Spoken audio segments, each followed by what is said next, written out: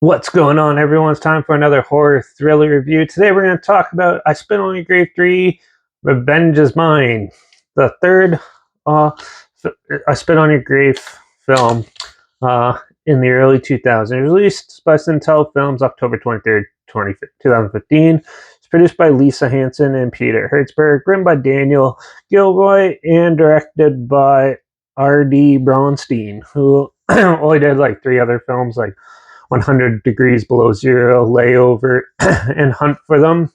It's at a box office earnings of $144,000 because it was a limited run, and then they put it out for straight to DVD, and where it kind of didn't do that well because nothing really came after this until 4 years later. But yeah, so I Spit on Your Grave 3, Vengeance is Mine.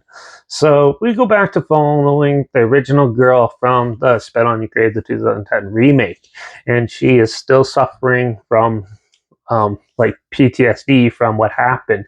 And she's talking to her therapist and stuff. And as the film progresses, one of her friends actually gets raped and killed by this group of people or similar groups of people, and she has to attend these sexual therapy sessions where she solely believes that she can help conquer and take out these menacing, ruining people's lives. So she's basically becomes like an anti-hero or superhero sort of in a persona, and she goes out and seeks revenge for um, these other people in this group.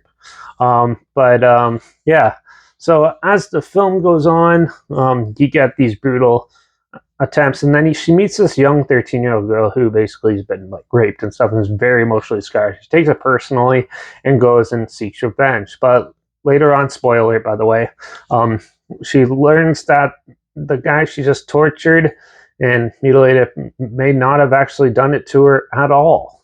And yeah, she has to live with these ups and downs of this persona she has now.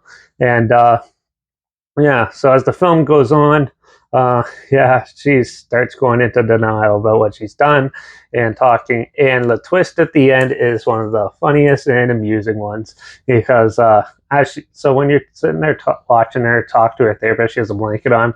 At the last one, she takes the blanket off and she's in prison for what she's done. And yeah, talking to them about it the whole time. So yeah, overall, I thought this film was pretty inventive. I didn't care for the flashbacks and stuff that she talks about, but overall, the way they wrote this was actually a unique way.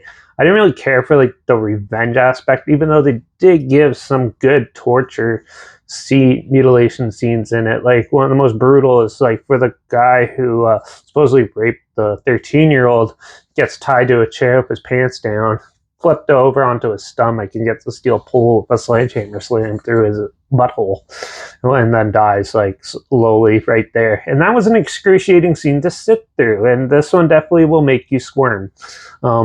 This is definitely way stronger of a film than I was expecting, and overall I still thought it was pretty decent.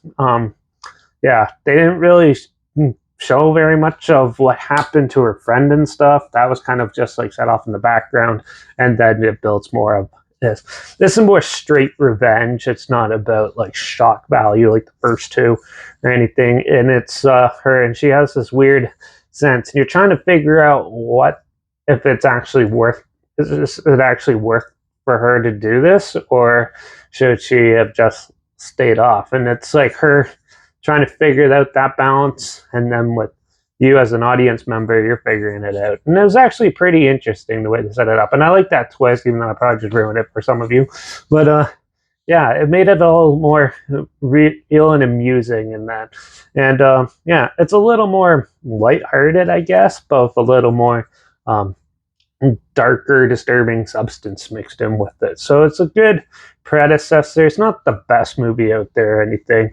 It's definitely one of the better third movies in a franchise than most. So yeah, I'm gonna give I Spit on Your Grave, Vengeance is Mine a 3 out of 5. It's better than I was expecting. This could have been way worse, but no, it was still watchable and good. So if you like these like torture type of films and stuff, this one will definitely be up your alley. But if you're not into that, there's nothing really scary about it. It's more like a revenge film. So people who like those might be interested in this too. But overall, it's still an amusing, more of a thriller than a horror film, but still a good film. So yeah, I'll link the whole film down below.